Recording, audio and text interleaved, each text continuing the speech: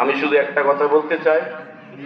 আমি পরশুদিনকে একটা হাদিসে শুনছি, একটা ইউটিউবে এক মাওলানা ওয়াজ করলো, এক ব্যক্তি একটা মসজিদে ইট দিছে, আপনার কিয়ামতের দিন সবকিছু ধ্বংস হয়ে গেছে, ইট আর ধ্বংস হয় না। আল্লাহ কয় তুই ধ্বংস হয়ে যা।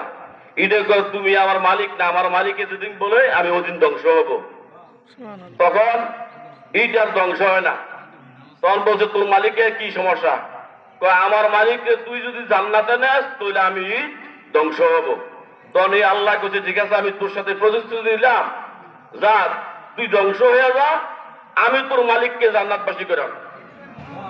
আসলে যদি একটা ঈদের মাধ্যমে যদি একটা মানুষের জান্নাত পায়, এই একটা মসজিদ দিয়ে বারবার কিছু বলার আমাদের লজ্জাজনক।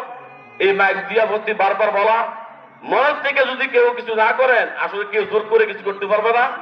এই আশাবাদ ব্যক্ত করে সবাইকে সুস্বাস্থ্য কামনা করে আমার বক্তব্য এখানে শেষ করছি। ঈদ মোবারক, ঈদ মোবারক।